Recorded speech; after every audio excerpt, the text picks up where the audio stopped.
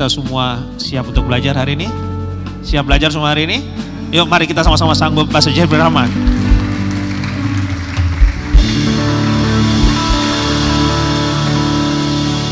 Shalom.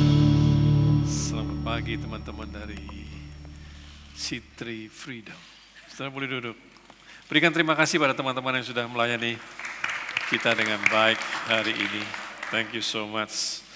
Saya menikmati the high praises yang dinaikkan kepada Tuhan pada hari ini. Selalu senang untuk hadir di tempat ini. Kalian punya tim musik dan tim praise and worship yang luar biasa.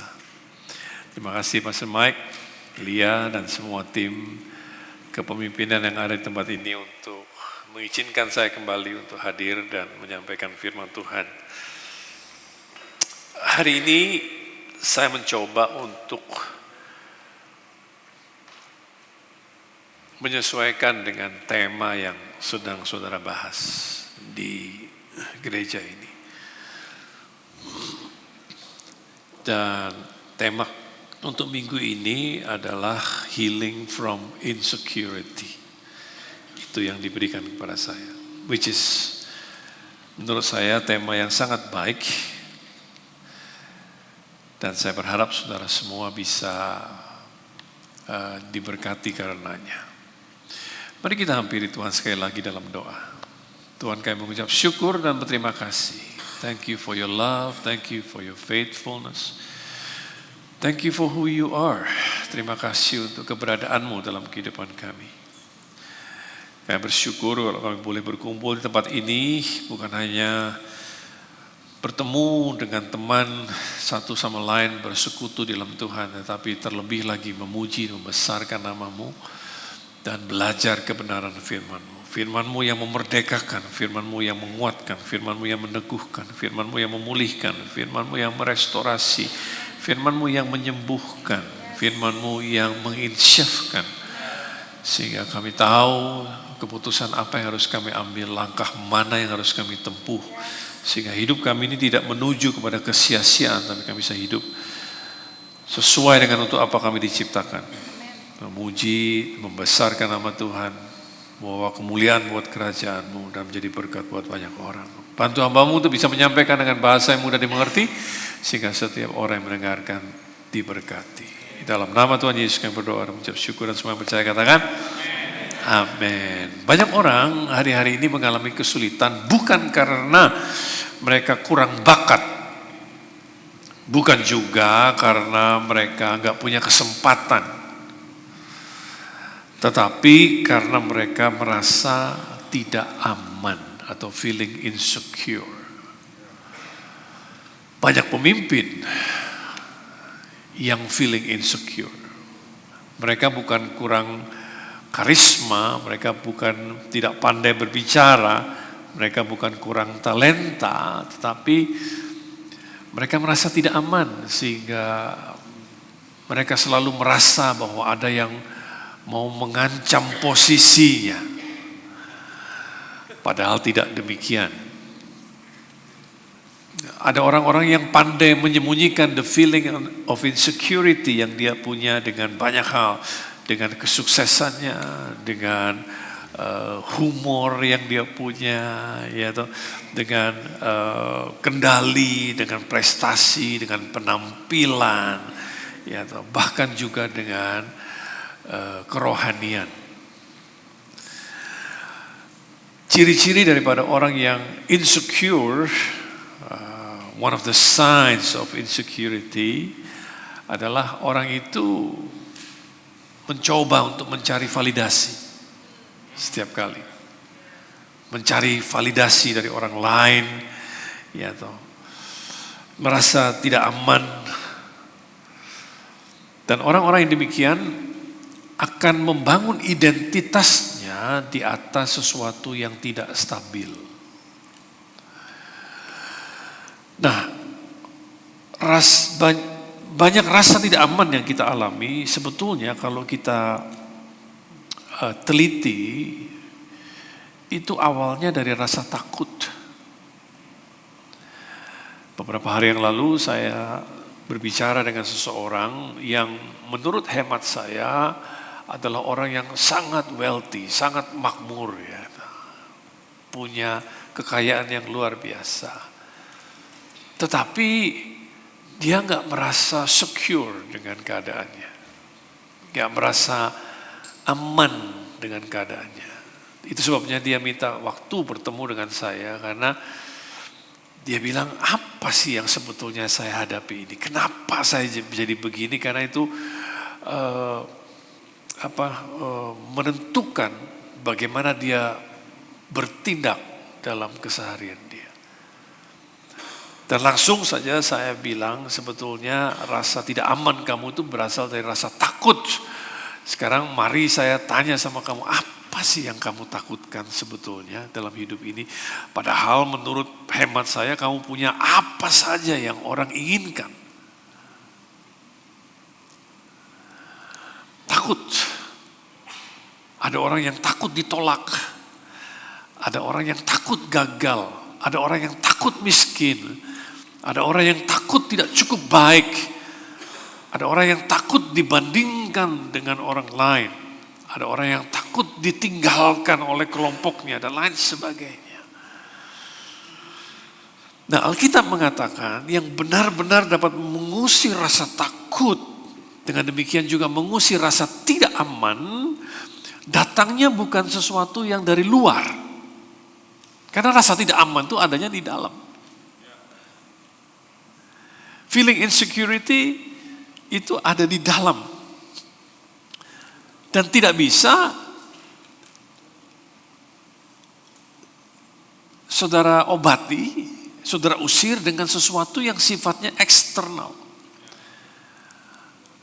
Meskipun orang itu sangat berprestasi,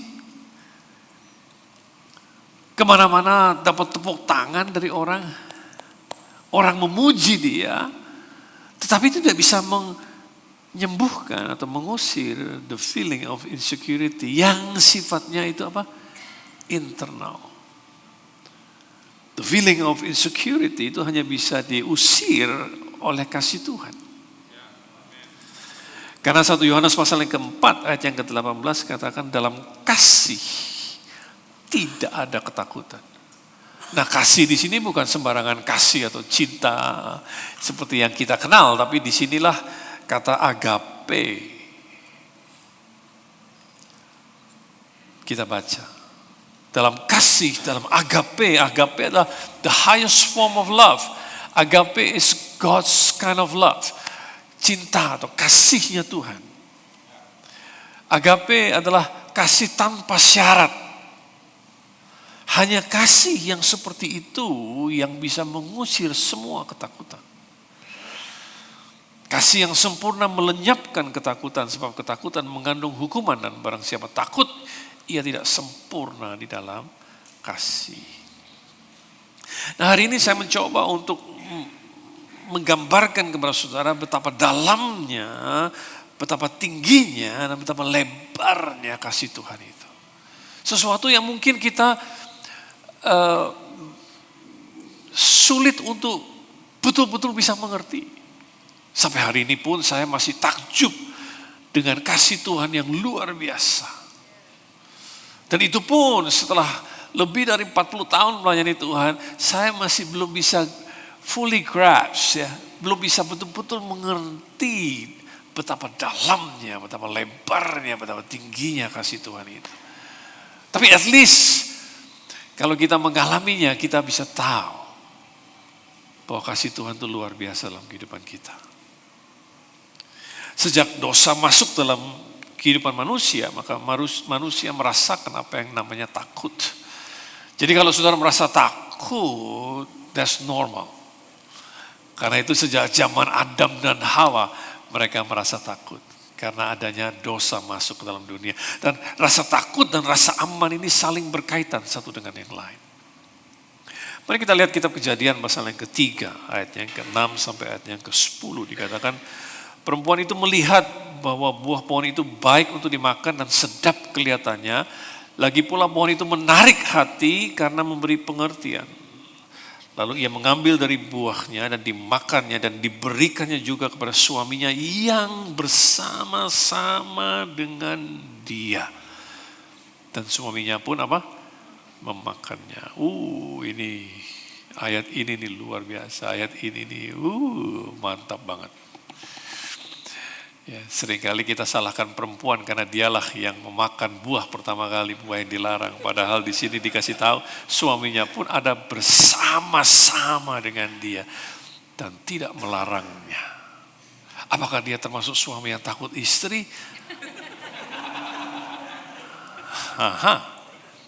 Ada kemungkinan demikian. Ada kemungkinan karena dia tahu bahwa itu terlarang, dia tahu bahwa itu nggak boleh. Tapi kalau istri sudah mau ambil, ada maunya, suami bisa biasanya daripada ribut, mendingan gue diam aja deh. Ya dan dikasih, enak nih, ternyata enak kok, kita nggak mati kok. Nih makan gitu. Dan suaminya pun karena disuruh sama istrinya, dia mau makannya juga. Saya kepengen banget ngupas ini. Nanti deh kapan-kapan kalau kita adakan seminar pernikahan. Maka terbukalah mata mereka berdua. Bukan berarti mereka buta sebelumnya, enggak juga. Mereka enggak buta. Jadi mata terbuka di sini ada arti lain. Bukan sesuatu yang kelihatan harafiah. Dan mereka tahu bahwa mereka telanjang. Sebelumnya juga udah telanjang. Berarti kata tahu di sini juga bukan artinya seperti tahu yang bukan berarti mereka sebelumnya nggak tahu bahwa mereka telanjang. Tetapi ada self consciousness yang muncul, sadar diri terlalu berlebihan itu yang muncul. Lalu mereka menyemat daun pohon ara dan membuat cawat.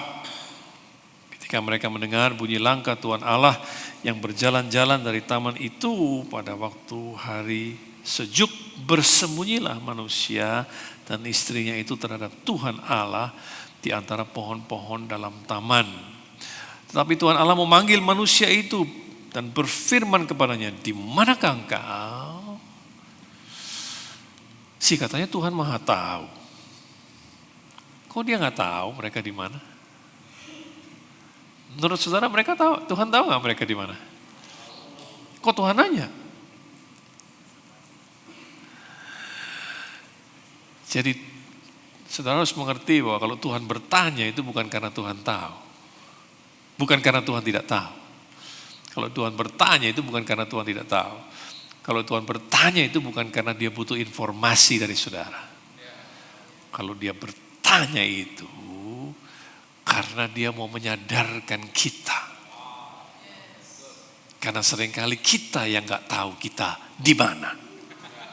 Kita yang gak sadar keadaan kita. Jadi itu is a trick question sebetulnya. Dan ia menjawab, ketika aku mendengar bahwa engkau ada di taman ini, aku menjadi takut karena aku telanjang. Sebab itu aku apa? Bersembunyi. Kita lihat di sini bahwa untuk pertama kali manusia merasa takut.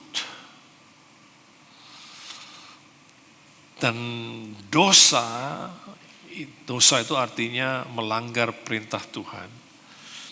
Dosa di sini bukan hanya memisahkan manusia dari Tuhan, menyebabkan mereka nggak berani bersekutu. Harusnya kalau Tuhan datang, mereka lari mendekat. Tapi ini untuk pertama kali ketika mereka baru mendengar bunyi derap langkah Tuhan, mereka sembunyi. Nah, dosa bukan hanya memisahkan manusia dari Tuhan, tapi dosa juga merusak identitas manusia. Seperti yang saya katakan tadi, sebelum dosa masuk mereka sudah telanjang kok, dan mereka nggak malu satu sama lain. Mereka tetap merasa aman dan mereka merasa at rest, mereka merasa tenang. Tapi setelah dosa masuk, apa yang terjadi? Mereka malu, mereka menjadi takut. Lalu mereka apa? Sembunyi. Mereka menutupi diri mereka sendiri. Dan kalau sudah baca terus, mereka mulai menyalahkan satu dengan yang lain. Dan itulah rasa tidak aman. Sejak saat itu manusia berusaha untuk menutupi dirinya. Kalau di sini dikatakan mereka sadar, mata mereka terbuka, mereka sadar, jadi self consciousness mereka tinggi, mereka tahu mereka telanjang, lalu mereka berusaha cover, menyemat daun pohon ara. Itu covering, mereka mencoba untuk menutupi rasa malu mereka, rasa takut mereka, rasa tidak aman mereka. Nah, sejak hari itu bukan cuma sekedar manusia merasa takut dan merasa tidak aman, tapi sejak hari itu manusia sibuk untuk mencoba menutup rasa tersebut dengan sesuatu dari luar.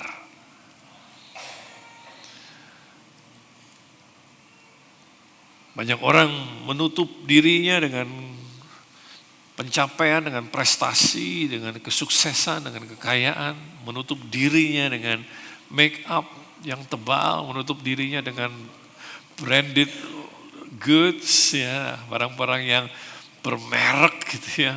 Ada yang menutup dirinya dengan jabatan dan lain sebagainya. Tetapi saya kasih tahu bahwa penutup eksternal tidak bisa menyembuhkan rasa tidak aman yang sifatnya internal. Itu sebabnya jangan heran kalau saudara lihat orang yang berprestasi, mungkin orang yang sangat terkenal, orang yang luar biasa di followernya begitu banyak, tetapi begitu insecure dalam hidupnya. Rasa tidak aman dalam hidup. Sampai di sini semua oke? Nah, mari kita lihat perumpamaan yang terkenal yang Tuhan Yesus berikan, yaitu tentang the prodigal son, anak yang terhilang. Saya yakin saudara semua, at least kalau saudara pernah ke gereja, saudara pernah dengar kisah tentang anak yang terhilang ini, the prodigal son. Tapi seringkali saking seringnya kita dengar cerita tersebut, kita pikir kita sudah tahu cerita itu. Yang kita nggak sadar adalah firman Tuhan itu sangat dalam. Pewahyuannya berlapis-lapis. Dan itu yang menyebabkan kenapa saya senang firman Tuhan. Karena setiap kali saya revisit cerita-cerita klasik, itu saya kalau kita membacanya dengan tidak sok tahu, maka kita bisa mendapatkan pewahyuan yang lain lagi, dan yang lain lagi, dan yang lain lagi. So, kasih tahu sebelahnya, jangan sok tahu. Lukas 15 ayat 11 dikatakan, Yesus berkata lagi, ada seorang mempunyai 2 anak laki-laki. Kata yang bungsu kepada ayahnya, Bapa, berikanlah kepadaku harta, bagian harta milik kita yang menjadi hakku. Lalu ayahnya membagi-bagikan harta kekayaan itu di antara mereka. Beberapa hari kemudian anak bungsu itu menjual seluruh bagiannya itu, lalu pergi ke negeri yang jauh. Di sana ia memboroskan harta miliknya itu dengan hidup berfoya-foya. Setelah dihabiskannya semuanya itu, timbullah bencana kelaparan dalam negeri itu, dan ia pun mulai melarat. Lalu ia pergi dan bekerja pada seorang majikan di negeri itu. Orang itu menyuruhnya ke ladang untuk menjaga babinya. Lalu ia ingin mengisi perutnya dengan ampas yang menjadi makanan babi itu, tetapi tidak seorang pun yang memberikannya kepadanya. Berhenti sampai di sini dulu. Sejak anak bungsu ini pisah sama bapaknya,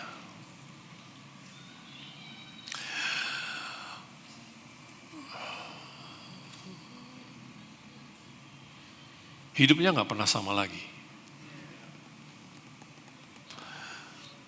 Nah, saudara perlu tahu bahwa dosa itu punya satu sifat.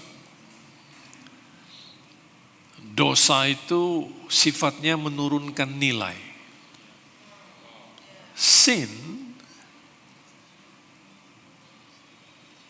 decrease values. Sins decrease value. Dosa itu sifatnya menurunkan nilai. Dan ibaratnya ini anak putus hubungan dengan bapaknya, hidup dalam dosa, dia punya begitu banyak uang, papanya belum mati, dia udah minta warisannya, minta bagian dia kasih sama bapaknya.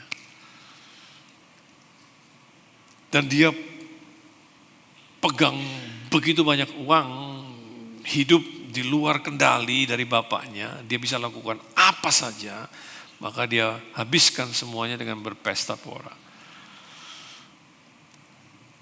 Dari seorang yang punya banyak uang, sekarang dia melorot jadi seorang buruh upahan. Dari seorang yang hidupnya nyaman di rumah bapaknya, sekarang dia ada di kandang babi. Dan buat orang Yahudi, babi itu haram. Dari tempat yang berlimpah-limpah makanannya, sekarang dia mau makan ampas saja yang menjadi makanan babi, gak bisa. Bayangkan, itu menggambarkan dosa. Dosa itu menurunkan nilai. Dan itulah yang dosa buat dalam kehidupan manusia. Dosa gak punya rasa hormat. Dosa akan terus mengambil apa saja yang dia bisa ambil dari kita. Yesus katakan pencuri itu datang untuk mencuri, membunuh, dan membinasakan. Lalu ayat 17, lalu ia menyadari keadaannya. Dia sadar akan keadaannya. Katanya betapa banyaknya orang upahan Bapakku yang berlimpah-limpah makanannya. Jadi dia membandingkan, di sini dia orang upahan di kandang babi, tetapi dia membandingkan dirinya sebagai orang upahan dengan orang upahan bapaknya di rumah bapaknya. Orang upahan di rumah bapaknya makanannya berlimpah-limpah. Di sini aku mati kelaparan, dia bilang gitu. Nah, aku akan bangkit dan pergi kepada Bapakku dan berkata kepadanya, Bapa, aku telah berdosa terhadap surga dan terhadap Bapa. Jadi dia merasa dia berdosa. Aku tidak layak lagi disebut anak Bapa. Jadikanlah aku sebagai salah seorang upahan Bapa. Jadi ini apa? Ini sesuatu yang dia rehearse in his mind. Ini sesuatu yang dia katakan pada dirinya sendiri. Pada saat itu masih di kandang babi. He rehearsed in his mind this sentence. Ya, dia bilang dia akan pergi kepada bapaknya, dia akan bilang semuanya itu. Lalu bangkitlah ia dan pergi kepada bapaknya. Dulu saya mengenal the prodigal son ini setiap kali dikhotbahkan di KKR biasanya. Untuk pertobatan. Dan betul ini adalah cerita tentang pertobatan. Bagaimana langkah-langkah pertobatan. Pertama, anak bungsu itu sadar.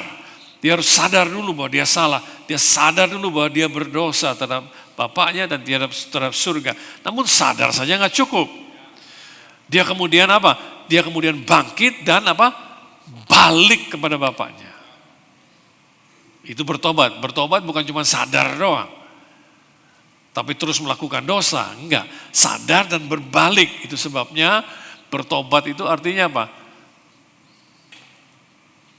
Berbalik. Change the way you think.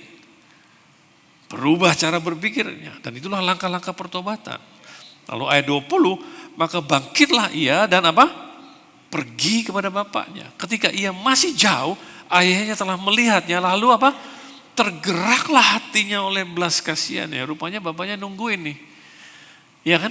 Kalau bapaknya sibuk sendiri kan dia nggak tahu bahwa anaknya datang.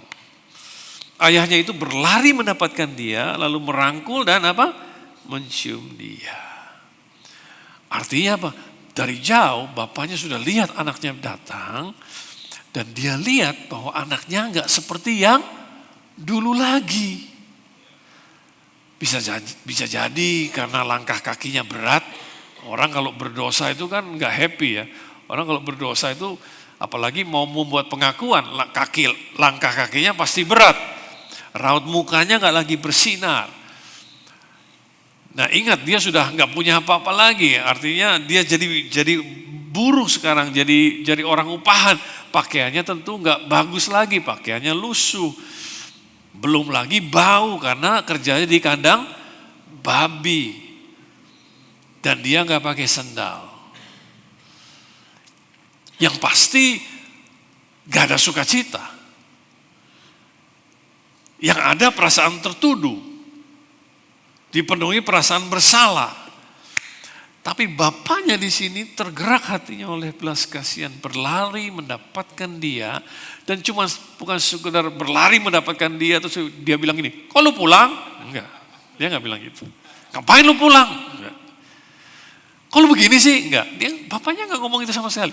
Dia berlari mendapatkan, dan kemudian apa? Merangkul. Ini masih lusuh, masih bau kandang babi, kotor dalam perjalanan, gak pakai sandal, dirangkul dan dicium. That is acceptance. Itulah penerimaan. Diterima apa adanya. Just the way he is. He accept his son just the way he is. Oke? Sampai sini dapat? Nah, kata anak itu kepada bapaknya. Ingat, anak ini kan sudah rehearse in his mind. Kan dia sudah latihan. Sebelumnya kan dia sudah latihan. Dia mau ngomong apa, begitu dia ketemu bapaknya kan gitu. Jadi begitu ketemu, benar-benar dia mulai play. Dia mulai ngomong tuh, Bapa, aku telah berdosa terhadap surga dan terhadap Bapa. Aku tidak layak. I am no longer worthy. Aku tidak layak lagi disebut anak Bapa. Saudara bisa lihat di sini identitasnya sudah rusak. Dia gak merasa layak disebut anak.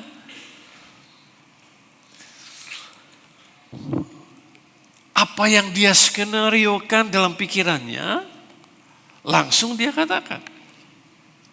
Tetapi coba perhatikan Alkitab masing-masing. Dia itu sebetulnya belum selesai ngomongnya. Apa yang dia rehearse itu ini, yang dia rehearse, apa yang dia skenariokan, apa yang dia latih itu dia akan ngomong gini, Bapa, aku telah berbuat dosa terhadap surga dan terhadap Bapa, aku tidak layak lagi disebut anak Bapa, jadikanlah aku sebagai salah seorang upahan Bapa. Itu yang dia latih, itu yang dia skenariokan, betul nggak ya? Begitu ketemu bapaknya rangkul dan cium dia, langsung dia utarakan. Ini yang dia utarakan. Bapa, aku telah berdosa terhadap surga dan terhadap Bapa. Aku tidak layak lagi disebut anak Bapa. Dia belum selesaikan kalimatnya. Dia belum complete his sentence. Dia belum ngomong ini, jadikanlah aku sebagai salah seorang upahan Bapa. Dia belum ngomong itu. Bapaknya sudah respons.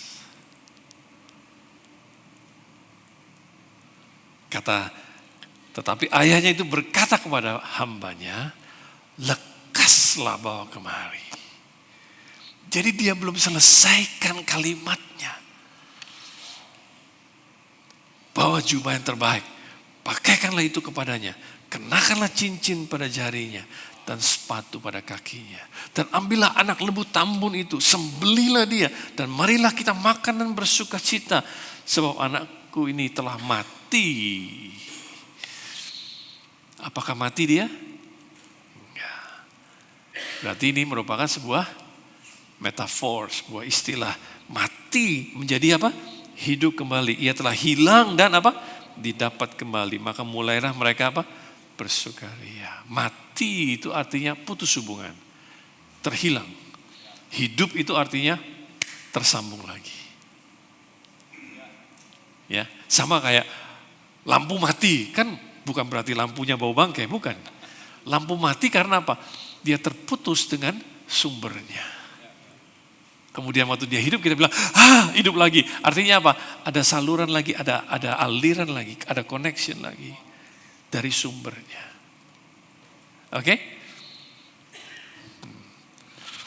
Nah, apa Apa yang terjadi? Bapaknya ini udah lihat identitas diri anaknya rusak. Bayangkan dia keluar dari rumah sebagai seorang anak. Bawa warisan. Dia pulang gak bawa apa-apa, terus mau jadi seorang budak. Dia keluar rumah sebagai anak, dia mau pulang rumah sebagai budak.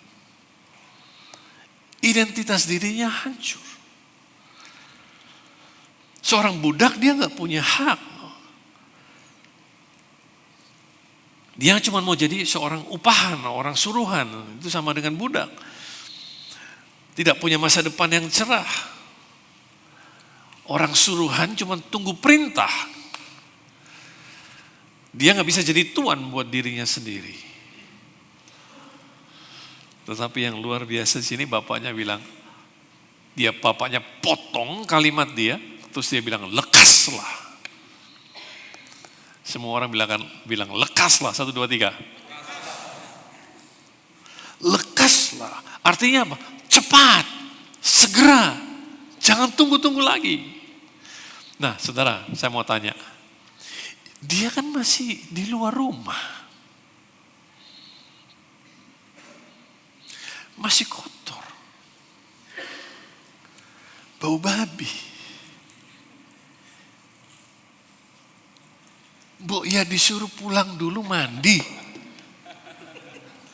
Loh bener kan ya? Itu kalau ketemu bini saya, ketemu istri saya, disuruh mandi dulu itu pasti. Ayo mandi dulu, keramas 7 kali. Potong rambut dulu, pakai minyak wangi, baru pakai baju bagus kan gitu. Loh bener gak ya? Ya. Ini masih di luar. Bapaknya bilang, lekas, pakaikanlah jubah yang terbaik. Itu kalau saudara mau tahu kasih Tuhan. Ini. Yang terbaik. Dia gak bilang, kasih yang bekas. Nah, yang terbaik. Yang terbaik.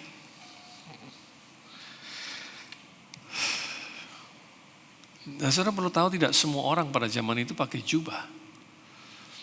Yang pakai jubah hanya orang-orang tertentu seperti orang kaya, orang punya kedudukan, orang terpandang. Dan ini bukan cuma sekedar jubah, tapi jubah yang terbaik. Jadi bapaknya ingin kasih satu statement, satu pernyataan bahwa ia ingin mengembalikan martabat anaknya. Kemudian dia bilang, dia perintahkan, pakaikan cincin pada jarinya. Apa sih artinya cincin? Cincin itu lambang otoritas, cincin. Kalau saudara ingat, Raja Fir'aun memberikan cincinnya kepada Yusuf ketika mengangkat Yusuf menjadi penguasa atas Mesir. Jadi dengan memasangkan cincin, bapaknya kasih statement lagi bahwa ia ingin mengembalikan otoritas anaknya. Karena dia mau cuma jadi orang suruhan tunggu perintah, nggak punya otoritas.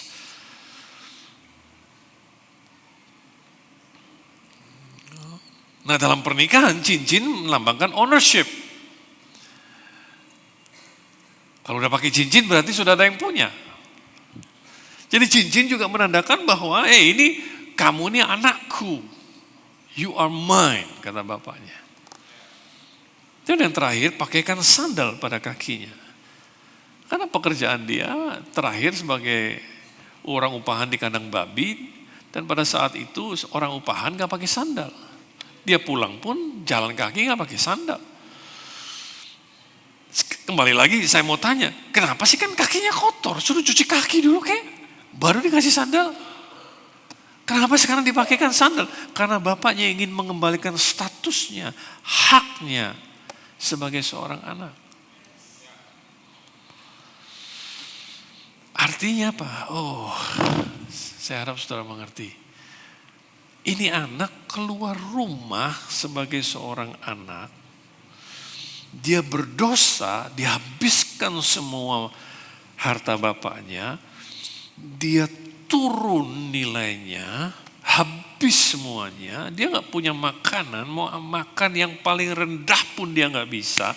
Sekarang dia mau balik, dan bapaknya temui dia, terima dia apa adanya, kembalikan martabatnya, kembalikan otoritasnya, kembalikan statusnya, haknya.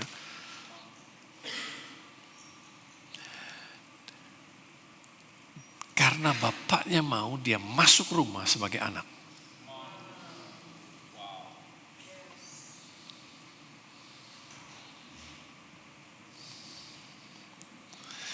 Dan saudara kudu tahu, si bungsu ini belum melakukan apa-apa buat bapaknya.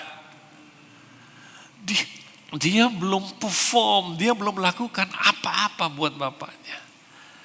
Tapi identitasnya dikembalikan lebih dahulu, martabatnya dikembalikan lebih dahulu, otoritasnya dikembalikan lebih dahulu. Dia diterima sebelum dia melakukan apa-apa. Dia dipulihkan meskipun dia sudah berdosa dan menghabiskan semua milik bapaknya. Makanya kasih Tuhan itu tanpa syarat. Kalau suruh bersih-bersih dulu, sebelum masuk, cuci kaki dulu, berarti ada syaratnya. Ini nggak ada syaratnya. Sulit dimengerti. Makanya kakaknya yang sulung waktu datang lihat kok rumahnya ada pesta, sulit bisa mengerti.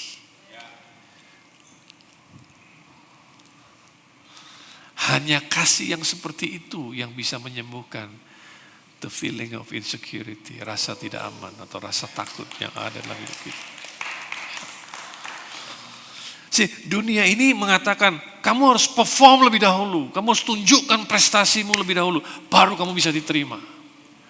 Mau masuk grup kita, tunjukkan dulu, ya kan? Gitu. That's the world, that's how it works in the world. Tapi the gospel, Injil katakan, kamu diterima dulu, kamu dikasih dulu. Karena itu kamu bisa diubahkan.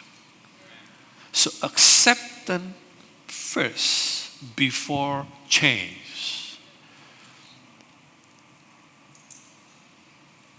But in the world we have to change first before we can be accepted. So it's totally different statement yang diucapkan keduanya. Nah, sebagai orang percaya Yesus, kita ini hidup from the inside out. Kita hidup dari dalam ke keluar. Makanya kalau kita sudah mengenal kasih itu, kita izinkan kasih itu memenuhi hati kita, maka kasih itu akan mulai mengusir semua perasaan takut dan perasaan tidak aman itu. Karena kita tahu bahwa kita nggak perlu perform dulu supaya kita dikasihi. Kita nggak perlu perform dulu supaya kita diterima. Kita nggak perlu cawat dulu. Kita nggak perlu cover apa-apa. Kita dikasihi ketika kita masih berdosa. Dan kita ini diciptakan unik untuk menjalankan rencananya yang mulia. Nah, kalau saudara sadar sebagai anak Tuhan, bahwa saudara sudah diterima sebelum saudara perform, saudara sudah diterima ketika saudara masih dalam dosa, maka ini seharusnya menimbulkan sukacita, menimbulkan damai sejahtera, menimbulkan rasa aman, dan kemudian ingin memberikan yang terbaik sebagai hasil daripada respons yang benar daripada apa yang Tuhan sudah beri. Bukannya tambah malas-malesan. Udah diterima sebelum perform, kalau gitu ya udah gua nggak usah perform aja. Itu ngawur itu namanya. Itu nggak mengerti grace of God.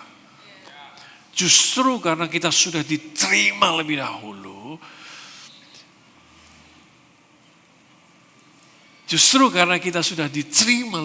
kita harus berubah.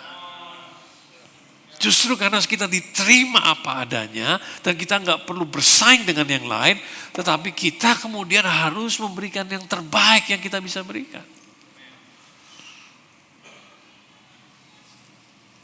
Nah, semua ini sifatnya internal. Maka yang terjadi internally itu yang harus termanifestasi keluar.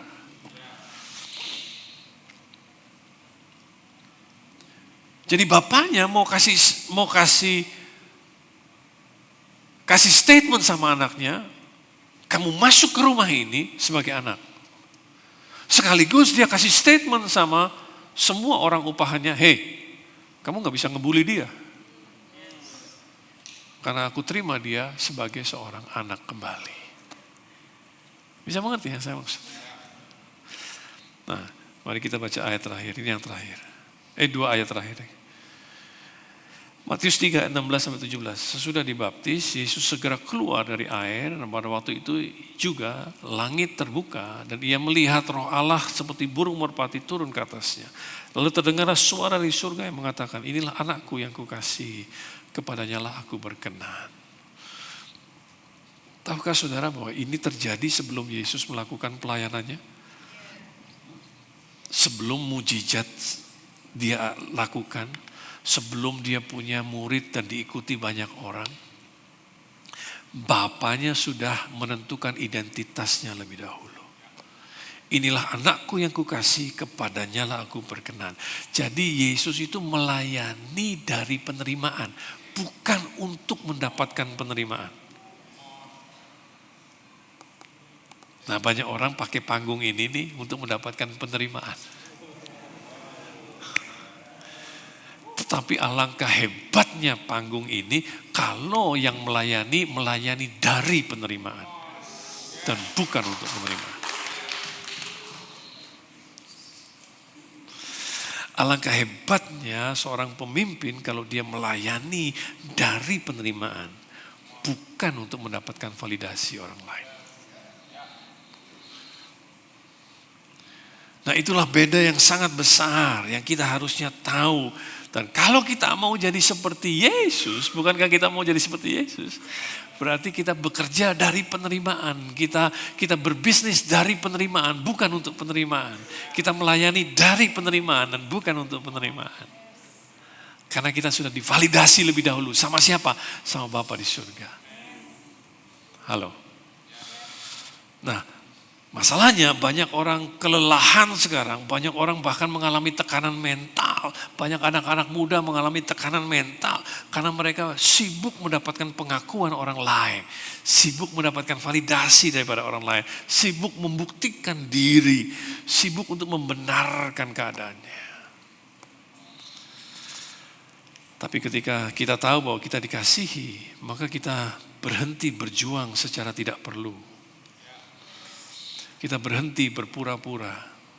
Halo. Kita berhenti bersaing dengan orang lain. Gereja berhenti bersaing dengan gereja sebelah. Kita berhenti untuk hidup mendapatkan tepuk tangan. Ada orang-orang yang khotbah untuk mendapatkan tepuk tangan. Bahkan perkataannya ditata sedemikian rupa sehingga terjadi ada puncaknya dan dia berharap pada puncaknya itu orang pada tepuk tangan. Dan kalau orang tepuk tangan, dia happy katanya. Khotbah gue bagus nih. Kenapa? Karena banyak yang tepuk tangan. Roma 8 ayat 15, ini ayat yang terakhir. Sebab kamu tidak menerima roh perbudakan yang membuat kamu menjadi takut lagi. Tapi kamu telah menerima roh yang menjadikan kamu apa? Anak Allah. Dan oleh roh itu kita berseru, ya Aba. Ya Bapa, and that's our new identity. Kita ini the son and the daughter of the Most High God. Jadi kita nggak butuh lagi validasi yang terus-menerus. Nggak salah sih.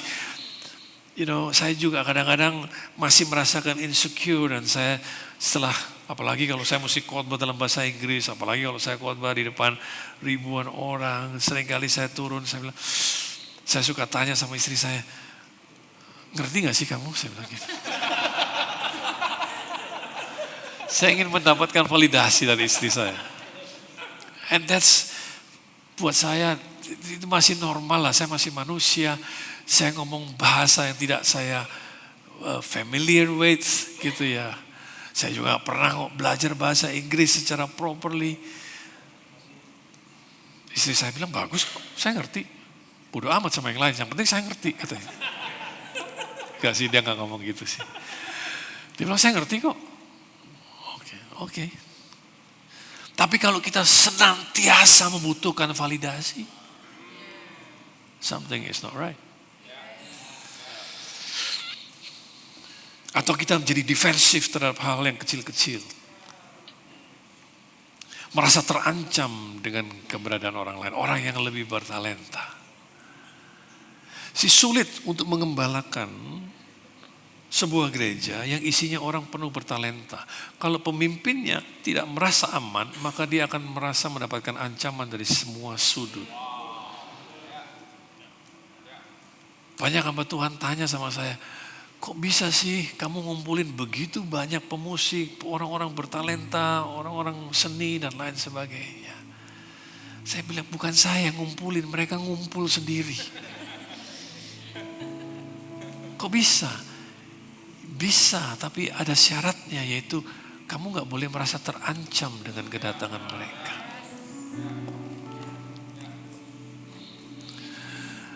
Kita gak perlu lagi untuk terus selalu mencari perhatian, selalu minta diperhatikan. Membandingkan diri sendiri kepada orang lain tanpa henti atau mencoba menjadi orang lain. Tapi sebaliknya, kalau kita mengerti bahwa kita sudah dikasihi, kita sudah diterima, maka kita bisa jadi tenang. Kita bisa jadi diri kita sendiri, jadi otentik. Kita bisa at rest. Dan kita mampu mencintai orang lain dengan tulus hati. Karena orang yang merasa aman, dia bebas untuk mencintai orang lain. Dan saya tutup dengan statement ini. When you are insecure, you spend your life trying to be loved. But when you know that you are loved by God, you finally become free to live.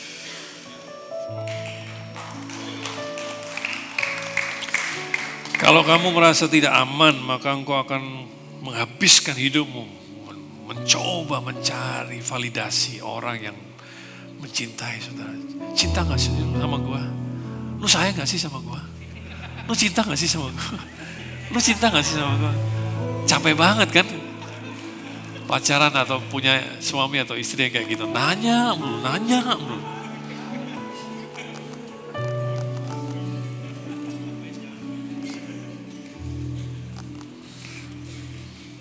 Tapi kalau saudara tahu saudara dicintai oleh Tuhan, itu bukan tiket saudara untuk kemudian saudara bisa sembarangan. Tapi kalau saudara tahu saudara dicintai oleh Tuhan, itu tiket buat saudara untuk berubah. Tiket saudara buat bertransformasi. Tiket saudara untuk bisa achieve, perform. Bukan karena insecurity, tapi karena saudara tahu bahwa dia sudah bayar hidupmu lunas. Dan hargamu mahal. Ini saatnya untuk membuktikan bahwa engkau layak, engkau nilainya tinggi. Buktikan kepada dunia bahwa engkau sudah dibeli dengan harga yang mahal.